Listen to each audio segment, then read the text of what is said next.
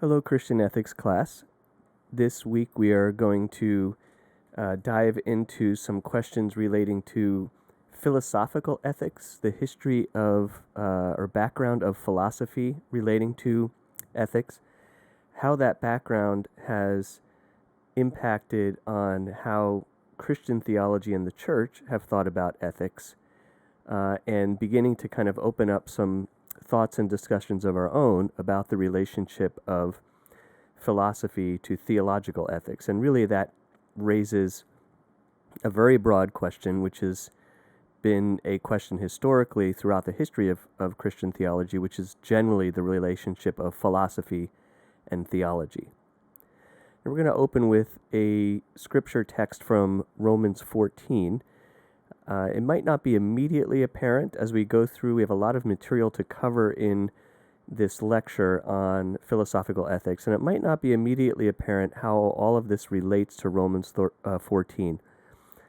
What I want you to keep in mind is, what is Paul saying to the Roman Christians about the nature of how they ought to think ethically and how they ought to do ethics in the church?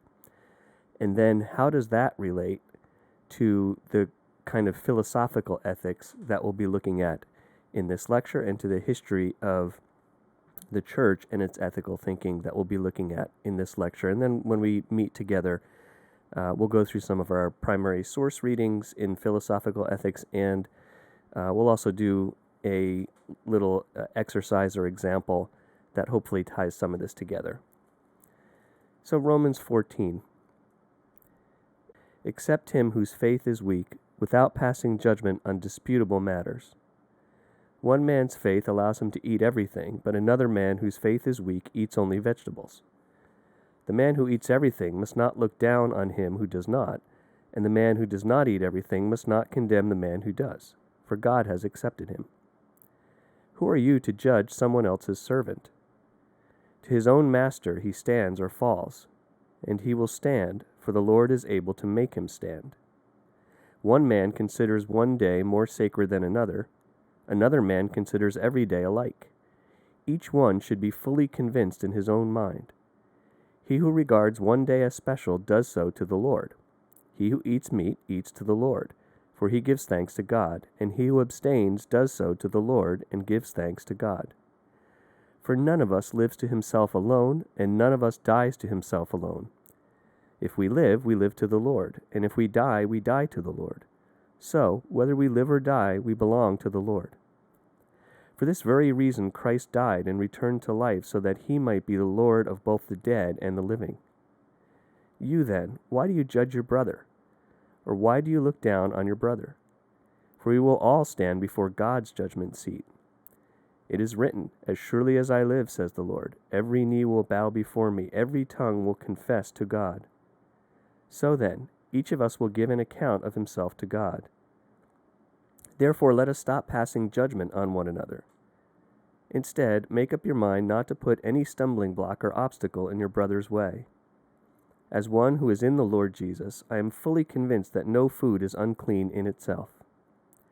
But if anyone regards something as unclean, then for him it is unclean. If your brother is distressed because of what you eat, you are no longer acting in love.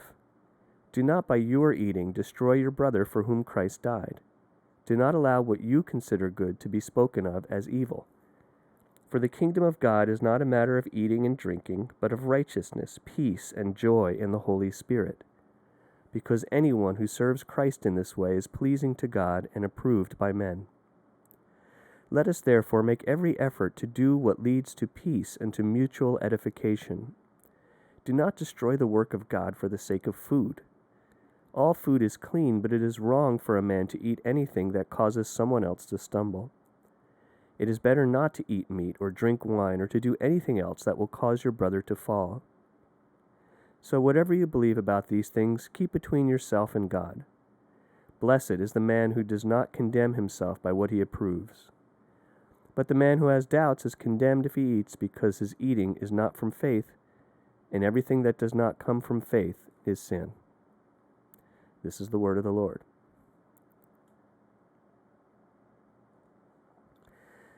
So now we're going to dive into a discussion of philosophy and ethics. And to do this, we're going to give a little bit of historical background on some key Greek thinkers and some outlines of some basics of their thought. Now, we're picking the text, pick these thinkers, and we're picking up on these thinkers in the lecture because the streams of thought they and the streams of thought that they represent have had an important influence on the historic development of Christian theology. Most of these that we'll talk about, Christian theology has sort of wrestled with and appropriated in some way, and most of them also, some of them more than others, Christian theology has developed kind of in resistance to. And hopefully you'll see that as we begin to draw out some of these themes. So the first one we're going to look at is the Greek philosopher Plato. And we talked a little bit about Plato in the first class and in the first lecture when we talked about the Euthyphro dilemma. So a few elements of Plato's thought that were important became important in the development of Western philosophy and of Christian theology. So one of the key things that Greek philosophy and that Plato wrestled with was the relationship between the one and the many. And this continues to be a question that philosophy wrestles with even today. Various branches of philosophy continue to wrestle with even today.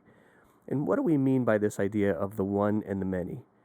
Well, the idea of the many is that I have another way to phrase this is universals and particulars. So I have a particular thing in front of me. So let's say that I've got a nice glass of Bordeaux in front of me. And I'm kind of swirling this thing in the glass. I'm kind of smelling the aroma of it. I'm taking a little taste and swishing it around in my mouth. And how am I thinking of what this thing is? Is it just one particular kind of bit of crushed grape juice, fermented grape juice? Or is it a category of a thing that I could call wine?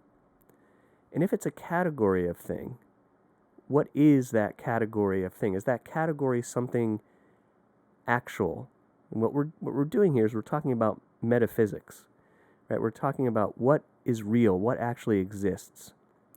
So is what is real only this particular thing in front of me, and it really doesn't have any meaning beyond itself? Or does this particular thing in front of me point toward a category of things that actually is real? Now, why does this matter? You could argue that it doesn't matter, but one reason why it could matter is we might ask, well, is this glass of wine a good glass of wine? How would I decide if a particular glass of wine is a good glass of wine? Now, part of that might just be, well, in this particular moment, I enjoy it. But if, we're going to give things like gold medals and rankings and points and things like that to glasses of wine and have competitions, well, then we've got some idea of excellence.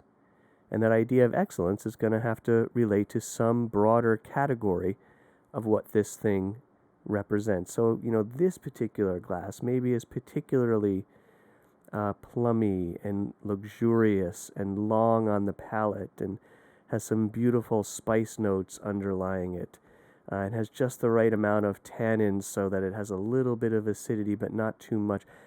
All of these kinds of things suggest a standard of excellence and a broader category that this particular glass fits into. And if we can think of that for something like wine, we can also think of that for something like, say, human beings.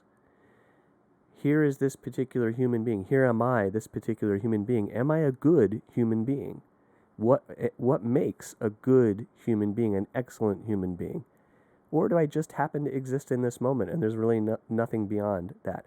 This is the basic question, one of the basic questions Plato wrestles with. And as you can see as I'm talking about it, it's a question that's going to develop into our ideas about ethics and our ideas about Christian theological ethics. Well, what if I have this glass of wine in front of me and I am deciding that it's not a very good glass of wine, that my idea of a really good Bordeaux has some of the elements I mentioned before, that, it has um, a length on the palate. It doesn't make me sort of purse my lips, but it feels really smooth, and it's got some deep notes to it, and it's got a lovely fragrance, and it doesn't have any kind of metallic or harsh aftertaste and various things like that. Well, what if it has some of those negative qualities? There's a gap between the ideal of what I think is really excellent and good and what is actually in front of me. That gap, that lack, that deprivation of the ideal is the sense that Plato developed as what evil means. Now, we don't typically think of, well, a bad glass of wine is sort of morally evil. And I don't necessarily want to communicate that idea to you, but just the notion that the ideal exists and the particular has some distance from the ideal and lacks something that the ideal has, it's a deprivation or a lack. Christian theology, particularly in Augustine, who we'll meet next week, picks up that idea of evil, and it remains kind of an important concept for what evil is. Because, if we think of evil as something affirmative, then what we're saying is that evil has a category of existence like any other created thing. But remember, all there is, from the perspective of Christian theology, is God and creation. There is nothing else. And that would mean that if evil has an affirmative existence, that God is ultimately the author or creator of evil. And that's something we can't say. That's something Christian theology cannot and will not say. It would be logically absurd and would not be how we define God. So there are a number of ways to try to think through this, and one way to try to think through it is to sort of borrow this concept from Plato and say that, well, evil is not an affirmative thing. Evil is a deprivation or a lack from the ideal of creation as God really intended it. Now, there are lots of problems with framing it that way. I would actually probably say that the trend in modern theology is to move away from that kind of framing. Personally, I think it's a really valuable framing, but it's something we'll talk about throughout the semester. Okay, another thing for Plato that's related to all this. Now, Plato is writing in a Greek society that, although we associate it with the origins of democracy, and that's correct in a sense, it also was a very hierarchical society. And so, there were people who were elites. There were people who were not elites and didn't have as many rights, women, for example, politically at least. There were people who had no rights at all, slaves, and all of these different elements of society were seen to have kind of their own proper place, and then their own kind of set of virtues that were appropriate to their own place. So the virtues of an excellent woman, in the view of the ancient Greeks, were not the same as the virtues of an excellent free man, and the virtues of an excellent free man were not the same as the virtues of a slave. And so each sort of place in society had its own virtue associated with it. And this, we'll see, this gets picked up also in Christian theology, and there are even hints of it in Scripture. For example, in the household codes in some of the Pauline or Deutero-Pauline epistles, where Paul talks about kind of the relationship of the husband and the wife and so on. And some of that, probably does reflect this Hellenistic cultural background that ultimately has kind of a hierarchical society. And we'll see it also when we talk about virtue ethics and some other things. So it's something we'll want to think about. I'm not, of course, necessarily commending that kind of hierarchical society. I'm just laying it out there as part of the background that we're going to think through. Okay, a second really important Greek philosopher that we want to talk about is Aristotle. And so Aristotle is going to follow on after Plato and is going to modify, is kind of significantly modify parts of the Platonic tradition. And a few things that we want to pick up on from Aristotle that are going to turn out to be important in later Christian theology.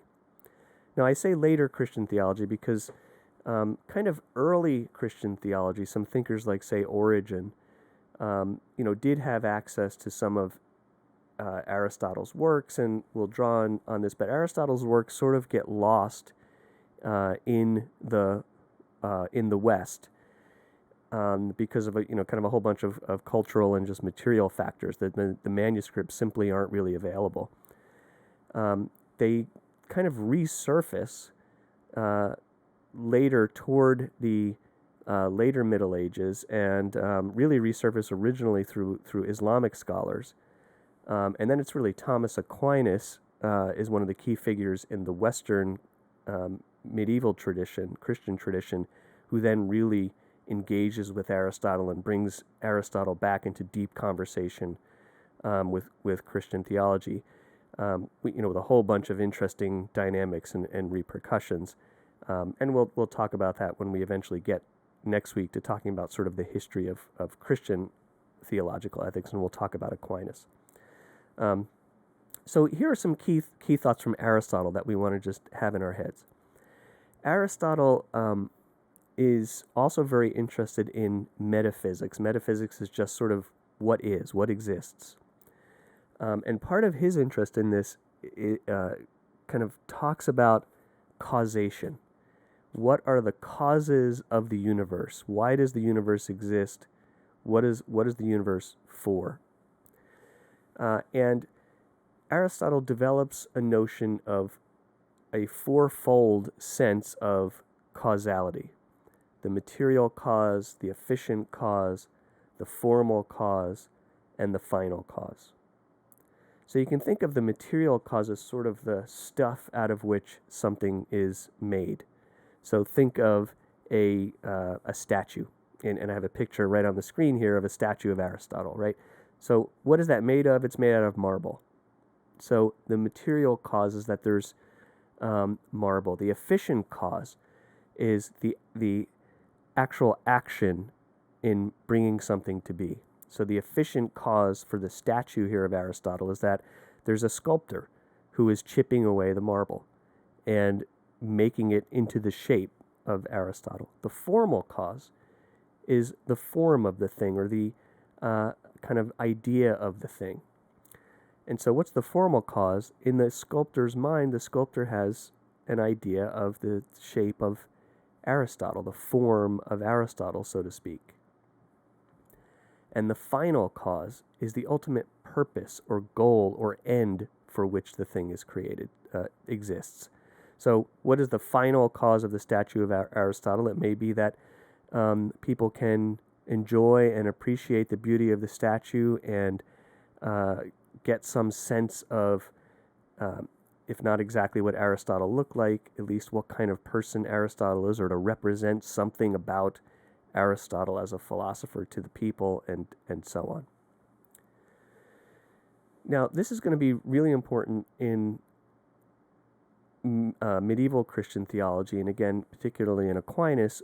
And when Aquinas is trying to work through ideas about the doctrine of creation, and how does creation work, and how does the kind of actions of created things, like a dog chooses to eat its food, or a human being chooses to take a class, right? How does that relate to God's sovereignty, right? Is God sort of mechanically directing, okay, at this moment, dog, eat food? And Aquinas, and I think good Christian theology is going to say no. I mean, those created things have their own sort of space. A dog choosing to eat food is a dog choosing to eat food. A human being choosing to take a class or to do something good or to do something evil is ultimately something the human being is responsible for. right? There's a kind of free will. But how do you square that with divine sovereignty? Well, one way to do it is to sort of, or at least try to do it, is to sort of take this idea of these different senses of causality. And, we can say that, well, kind of the material cause is the human body that acts. The efficient cause is that there's a human being making a choice. And the formal cause is that the human being has some idea in his or her mind and inclination in his or her soul to do something. The final cause, though, is ultimately God. And that doesn't mean that God is sort of in some sequence of time pushing things around, but it means the purpose through which all things are created is God, and the goal of creation is God, the proper goal anyway. You can see then that how this will also get tied to the Platonic idea of evil, because it's missing the goal. Sin or evil is missing the goal. It's a deprivation of achieving that final cause. We'll talk more about that when we talk about Aquinas. If you happen to take my theology and science class next semester, which I'm really excited about, we're going to talk about this quite a bit. Well, modern science, just as a little preview, really, through a kind of a long historical process, really eliminates the final causality, and really primarily looks at material and efficient causes, and that's kind of an interesting problem. Okay, some other things from Aristotle that we want to talk about: potential and actuality. The difference between potential and actuality, and again, this is part of Greek thought wrestling with this idea. These ideas relating to the one and the many. What potentially exists and what actually exists are different things. So again, take my example of the glass of Bordeaux. Someone is making wine. Now, potentially, there could be a really excellent glass of wine. There could be a particular glass of wine or a particular batch of wine that exhibits all of the qualities of an excellent batch of wine. But that potential might not be realized. The actuality of what is realized might be something quite a bit less. And so, but the potential is still something real. And metaphysically, the potential exists. It just isn't actualized. And this has some implications for how we think about the way the universe operates, what is behind the universe, and it relates to the questions of causality in terms of what is really the final cause, what is the universe really moving toward, what is the potential that it is moving toward, what is actual, is it kind of falling short of that motion. Now, related to these other two blocks is this block in the top right, which is action and contemplation. So what are we talking about here? For Aristotle, the ultimate potential, the ultimate final cause or goal of human existence is the life of the mind, the life of contemplation, truly understanding. That's the potential toward which human beings are ideally moving. Now, action, the action that we take, the ways in which we live, the kind of practical virtues which we exhibit, acting as a leader a political leader in a community, or as a craftsman, or whatever it might be, has value. But it primarily has value insofar as it moves us further toward the life of contemplation. In a sense, it has a secondary value. And then this relates to this bottom box of virtue, habit, and community. So ideally, the kind of the ethical norm is that we're engaging in practices that develop habits that put us, into kinds of community and develop then virtues that move us closer toward this ideal of the contemplative life, kind of consistent with our station in society.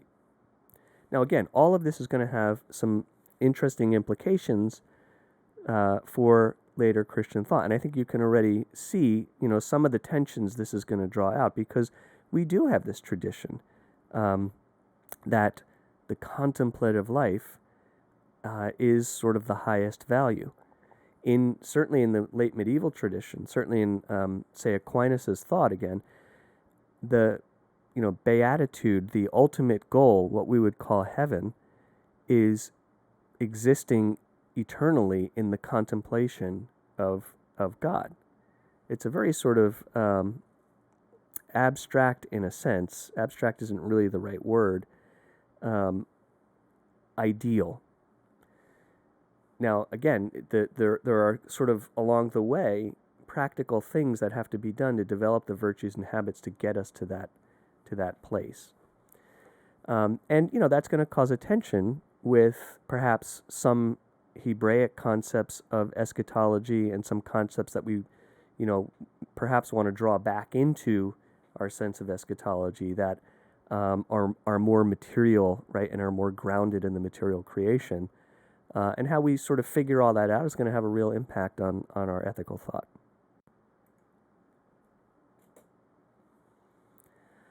All right, the next Greek philosopher that we want to mention is Epicurus. Now, Epicurus's thought, or thought sort of derived from Epicurus's thought, is going to really going to represent sort of more of a foil to the development of Christian theological ethics. And I think you'll be able to see when we look at this that Epicurean thought remains really influential today, for us today, even if people thinking it don't realize that their thought is sort of deriving from Epicurus. So one of the key elements of Epicurean thought is the idea that matter is all there is. Now remember, right, both Plato and Aristotle are trying to wrestle with what matter kind of points to. What does a particular thing point to? And they both do that in kind of different ways, but they're both going to suggest that matter is not all there is. There is a sort of transcendent aspect to the universe. But Epicurus is going to say, no, there isn't. Matter is all there is.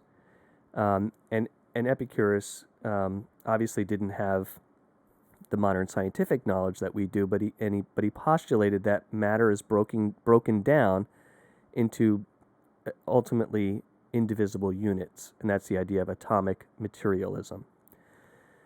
Obviously, materialism is, I think, one of the important sort of philosophical approaches, whether explicit or assumed, today that we're kind of grappling with when we're trying to do Christian theological ethics, because Christian theology, I would suggest, has to reject materialism, ultimately, at least because we assert that God exists and God is not matter. The other piece of Epicureanism is the idea that the highest good is pleasure. Now, when you hear this, I think we definitely can see a resonance with sort of the assumed ethic of a lot of our culture. Although I would say that for Epicurus, that a notion of pleasure is not exactly the same notion that we would think of, or that our culture might think of. So our culture will think of pleasure as an intense experience, right? So let's say, a sexual experience, right? A very intense experience is what our culture tends to mean by pleasure. But for Epicurus, it's really a calm serenity. It's a pleasure that's more of a meditative kind of pleasure, you could say. So Christian thought is going to kind of push back certainly against this idea about atomic materialism, but some notions of this calmness and this serenity are going to find their ways into certain forms of Christian theological ethics, although Christian theological ethics wouldn't necessarily call that the highest good, at least not sort of as an initial good. All right, the next school we want to look at is Stoicism, and an example of Stoicism an important example would be Zeno. And Stoicism, again, both these words, Epicureanism, Stoicism, they have resonances in our popular culture. And, the notion of being Stoic means, you're sort of like a stone statue and nothing affects you. And that certainly does have its roots in historical Stoicism. But, see some of the particulars of Stoicism. For the Stoics, there is a God, and God's providence, or what they would have called nature, settles all of destiny.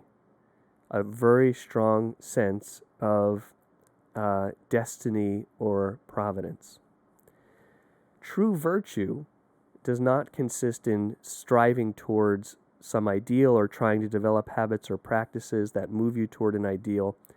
Virtue consists in accepting providence. Virtue is essentially acceptance. This relates to this concept of apatheia. Now, if you recognize that word, it's apathetic, right? Our word apathetic today, we tend to think, I just don't care. And we view that very negatively, and usually rightfully so. But the sense that it has here is not sort of an irresponsible not caring. The sense that it has for Stoicism is that whatever comes, I am calm. Whatever comes, I'm at peace. Whatever comes, I can accept it.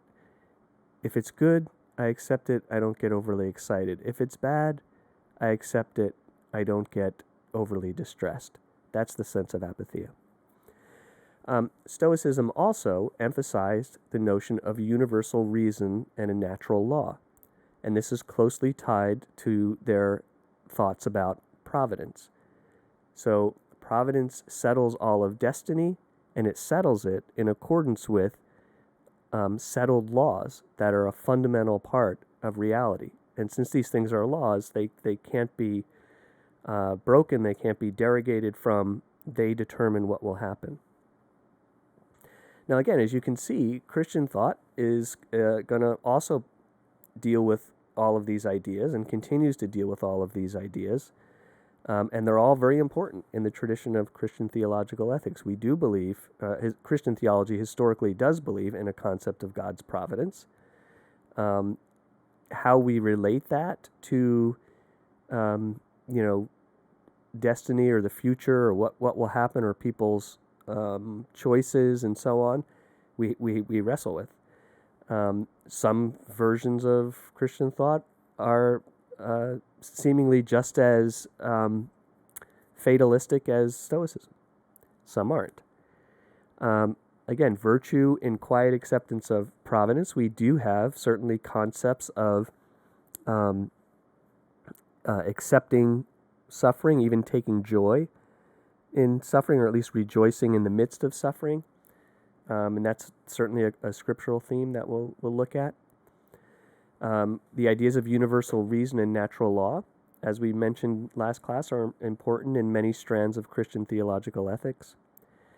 And even this idea of apatheia is extremely important in the history of Christian spirituality and therefore of Christian ethics. In fact, this term apatheia was widely used by the Greek fathers. And again, the sense here wasn't that, I just don't care. The sense was that whatever comes, I can receive it peacefully. And the state I actually want to get to is ultimately one of restful, peaceful trust in God. And I think even today we would certainly affirm the way I just phrased it as a virtue. Now, how far that goes, when action is required, when it's right for us to be have a righteous anger or unsettled, whatever, we have to think about all those things. But these are important themes in the history. Another one we want to look at is Plotinus. So Plotinus represents the school of Neoplatonism. Now we mentioned Plato, and when we had Plato up there, you saw that the dates for his life were before the Common Era, right before Christ, well before it. And then we have kind of Aristotle. We have the Epicurean and the Stoic schools. To some extent, these different schools at various points are kind of competing with each other or ascendant, or there's different ways to look at it. We have a whole bunch of history happening, of course. You have sort of the Hellenistic period, then you have the Roman period. And kind of Hellenistic culture, of course, existing during the Roman period. During the Roman period and sort of the later Roman period after Christ, and of course here is the early centuries of the Christian church, there's kind of a resurgence of Platonic thought. And this becomes an important school, and it's called Neoplatonism. And you'll see some of these elements that I'm going to put up on the screen right now, and you'll see how they relate to Plato's thought, but how they also kind of expand on it. And some of the important aspects of this are that in these early centuries of the church, some of the great thinkers of the early church are directly wrestling with Neoplatonism. And some of it they're going to use. Some of it they're going to reject. Some of Neoplatonism sorts of spill over into Gnosticism, right? And really some of the key wrestles of the early church in terms of defining Christology leading up to the Council of Nicaea, kind of the real formation of Orthodox Christology is wrestling with Gnosticism. So there's this really interesting tension that I think actually continues in Christian theology and in theological ethics as well, with this kind of Neoplatonic heritage and what the early church did or didn't do with it. Okay, so here's a few pieces of it. The realm of sense experience is inferior to the realm of forms. So what do we mean by forms? Remember this Platonic idea that of the one and the many. The particular glass of wine in front of me is reflecting something, some real ideal of wine. Well, what is that real ideal of wine? Is it just something I hold in my mind? How is it a part of the actual universe? And the notion that develops is there's this actual realm of what is called forms. Forms are abstract. Don't think of them as sort of like an actual drawing of a glass of wine or something. They're abstract, but they are the actual existence of those abstract things. So wine as an abstract, for example, could be a form in this realm of forms. The realm of sense experience, this particular glass in front of me that I'm tasting, is the coming into being, the coming into existence, the coming into actuality or experience of something in the realm of forms. So, this has a strong sense that the abstract, the transcendent realm is coming into being, producing something in the immanent, in the material realm. And early articulations of the Christian doctrine of creation are going to kind of critically adopt some aspects of this. And when we did the Euthyphro dilemma last class, the way I was describing a way through it, which is the idea of God's being, is to some extent drawing off of this, because, what I was suggesting is that creation is the donation or gift of life from the living triune God, and therefore it reflects, and, the theological language we would use, I use that language of gift, and we would use the language of participation. It participates in some sense in the life of God. And that does reflect some of this thought, and it goes back to some of those early Greek Christian thinkers like the Cappadocian Fathers and Origen and so on. Now, we do have to be careful, because for the Neoplatonists, there's sort of this sense that the realm of experience kind of emanates from the transcendent realm. And so you could view creation as just kind of a necessary emanation of God. It's almost like, God is breathing. Like when you breathe, you've got, vapor and air and so on coming out. It's like emanating from you. So it's kind of like that would be the same idea of creation. We want to be careful in a Christian doctrine of creation to avoid that because, or at least to highly, highly qualify that, because it suggests that creation is a part of God. I mean, your breath, in a sense, is a part of you. It's molecules that were internal to you and that are becoming externalized. And that's not how we view creation, because creation is ontologically distinct from God, right? So we have to be careful with it, but we might critically sort of use the idea to help us understand concepts. Okay, this also relates to the box on the right here, which is the dualism between matter and ideals. The matter, and also to the box on the left, in Neoplatonism, matter tends to be viewed as evil. It's really the realm of the forms, the ideal, which is the true good.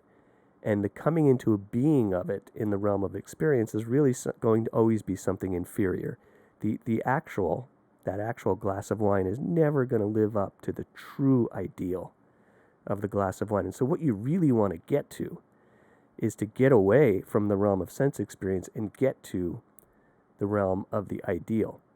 And this, of course, devalues the body. It devalues the physical life. It really takes some of these ideas about contemplation as the ultimate goal to kind of an extreme.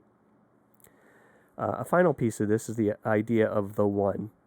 So what is the one here? You could say the one is sort of like a concept of God, but it relates to this realm of forms and ideals. And there's this sense that perfection requires simplicity. And that ultimately this realm of the forms is related to a single ontological unit that is the source of all things, that is the true goal of all things. So as your soul is progressing toward becoming divinized, moving toward the one, it's shedding complexities, it's shedding matter, and it's moving toward this one simple thing. You can see it's a really kind of compelling idea.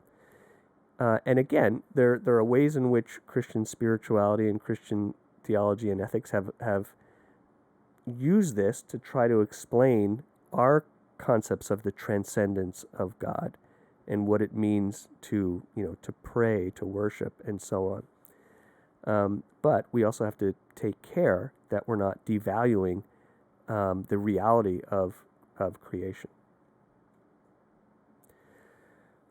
So that is our kind of brief tour of the history, the kind of history of Greek philosophical thought and ethics that really the early church is kind of wrestling with, and that continue to resonate through the medieval era, and that even today we're still kind of thinking about and wrestling with. So now I want to give you a little bit of background from the text, a little bit of the church and its appropriation and its sense of ethics, and some of the kind of periods that in the history of the church that occurred that relate to our study of theological ethics. So if you had a church history course, some of this will be familiar to you. In the early centuries, the church has a minority status in the Roman Empire. We then move into a period that we kind of conventionally call Christendom, and sort of conventionally we begin that period with the reign of the Emperor Constantine and his making Christianity the official state religion of the empire. We can skip over a whole lot of history here just for our purposes, moving through the medieval period into the Reformation era. And then we can kind of come into Western modernity. Now, I'm not in this sort of little summary getting beyond Western modernity. I think we will toward the end of the semester, and at various points through the semester, talk about kind of non-Western, in a sense, forms of Christian ethics like liberation theology and so on, which really are coming today out of the developing world. and not necessarily out of the modern Western world. But even so, I think it's fair to say that those are kind of developments and offshoots and often reactions to Western modernity. So let's talk about some of these. In its minority status, in its early days, of course, in its very early days, the church is strongly connected to and not even really distinct from its Jewish inheritance. It begins to distinguish itself, of course, early on. And so, it has in its scriptures and in the New Testament and in its thought elements, and of course using the Hebrew scriptures as well as its scriptures, elements of Jewish ethical thought, Hebrew ethical thought, which include these notions of creation, of God's covenant with his people, of the law, the Torah, of the prophetic literature as kind of giving a critique. And some of those things we talked about last week. In my kind of summary of Greek philosophical thought, I certainly am not intending to minimize or lose this Jewish influence. We tend to not think of this Jewish inheritance of the early church as philosophical per se. Maybe that's a bit of a mistake or a reflection of our bias of, kind of for the development of Western thought. But we do conventionally talk about Hellenistic philosophy, Jewish philosophical thought through thinkers like Philo, kind of concurrent with early Christianity wrestling with Neoplatonism. Jewish thought did as well, and so on and so on. And that's where you develop kind of Jewish philosophical thought conventionally. But certainly the church, very early church, and even kind of the church fathers who are developing this Greek thought or wrestling with this Greek thought are doing so also through the lens of this Jewish inheritance. Right, in its minority status, an important thing that the early church is dealing with is the question of paganism and the relationship of the church to the state. We'll be talking more about this later in the semester when we talk about church and state, but you'll see, before Christendom, kind of the church's apologetic, the church's public theology in relation to the state is, and therefore the ethic of the church and how it sees itself living in society is very different than it becomes in Christendom. In its minority status, there's a heavy emphasis on both on eschatology and on daily life. Now, what do I mean by this?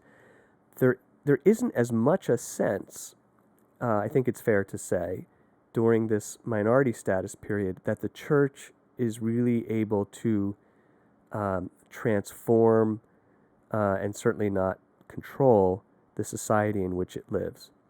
And there's more of a sense that the goal is, to wait for the end, to faithfully wait for the end, in which Christ will, kind of return and really establish his kingdom, and living out daily life sort of until that end. And a few elements of that, and we'll talk about these during the semester, the development of monasticism. So some people kind of really withdrawing, and still engaging, but in a sense withdrawing from the broader society. A really important theme in this period is how to deal with money. And there were many, Christian thinkers and leading Christians during this period who felt like if they had money, they really needed to divest themselves ultimately and give that money away. And then the question of marriage and the status of the family in this period, and the family unit as kind of the domestic church, the fundamental unit of society.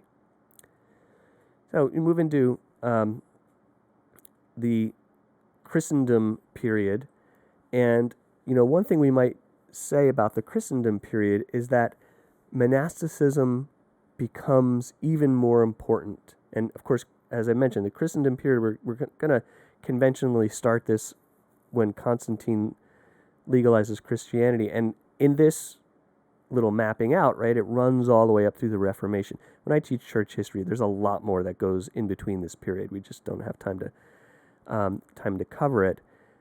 But during this period, during this medieval period that begins to develop, monasticism at various times becomes really important. And the monasteries, the larger monasteries, have a lot of influence. And they become, particularly in the West, they become sort of places of learning, places of refuge, places of security in the middle of chaotic situations, and so monasticism has a really important role and an important impact on the psyche and the thinking of what a good life is. Then we have what we could call the medieval synthesis. And what do we mean by that? So the minority status earlier emphasis on eschatology and sort of some details of daily life transforms a bit more into more of a degree of integration with political society. More of an acceptance, in a sense, of wealth, and sometimes perhaps even assign wealth as kind of and money as sort of a tool or a sign of authority.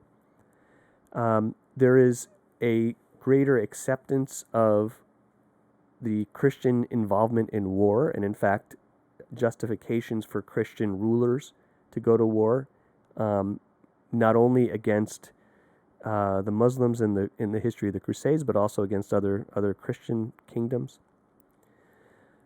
There's the development of feudalism, and here the idea is that there's a stratified society, that there are elites, lords and ladies and so on, who control most of the land, and then there are peasants who work for them, who don't really own things, but who have certain rights in the work that they do, and that is a really vital economic element of that society, and it kind of relates to values that develop about chivalry and other things.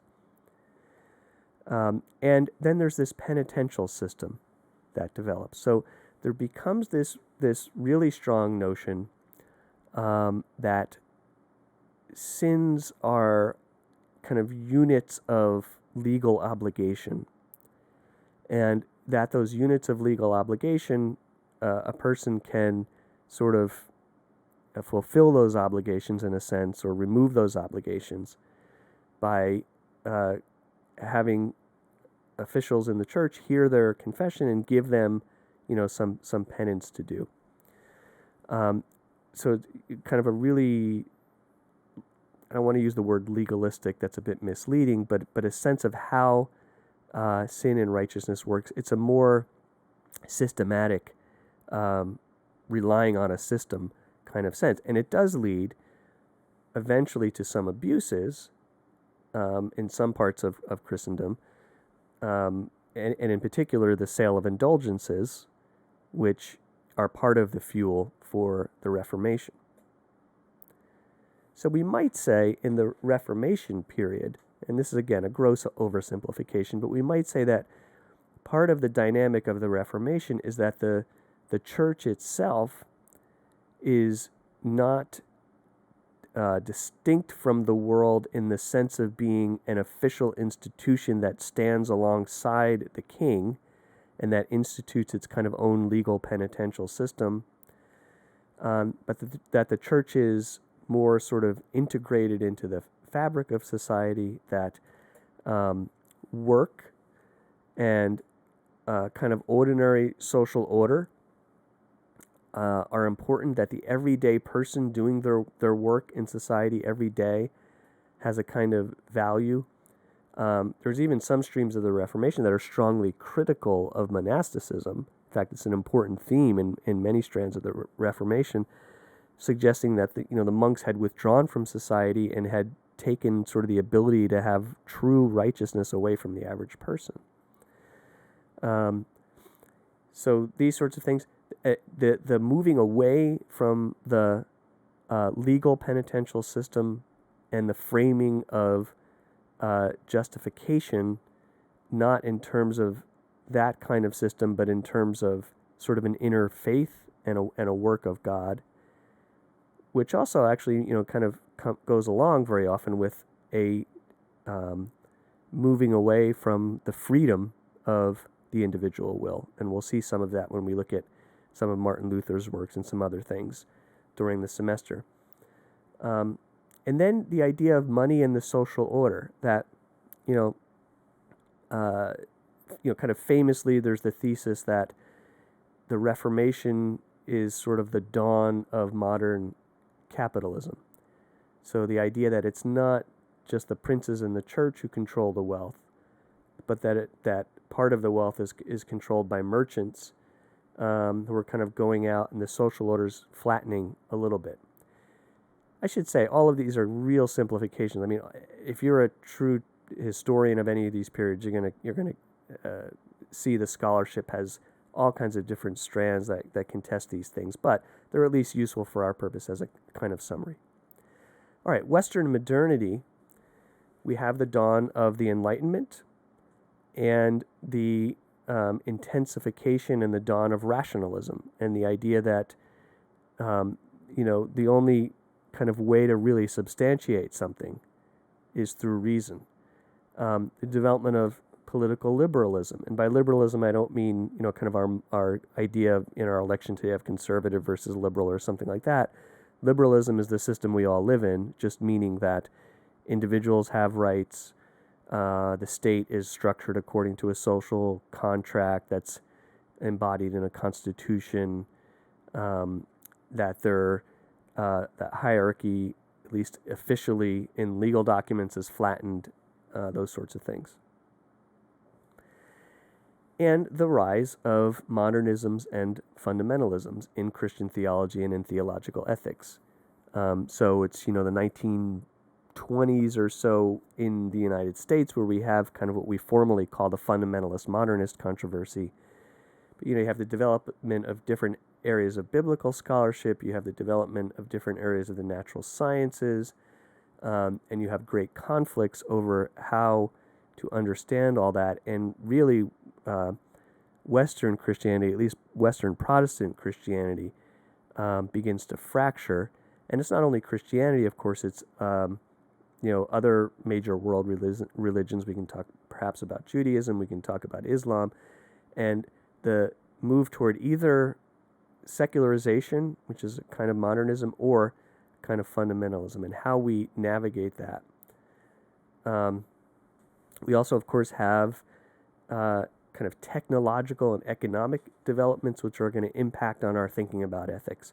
Industrialization, we have the incredible world wars, World War I and World War II, and now we have globalism, we have world missions, and the development of the Global South and the rise of the Global South as perhaps the center of, becoming more the center of Christian faith and practice. All of these things are going to impact how we think about Christian ethics. So this is the end of the lecture. I also do want you to watch, and I'm going to post it also as a YouTube video on the E360 page, this little film of what's called The Cave, Plato's allegory of the cave. So I want you to watch that as well, and that will be one of the things that we talk about when we meet together. This is the end of the lecture.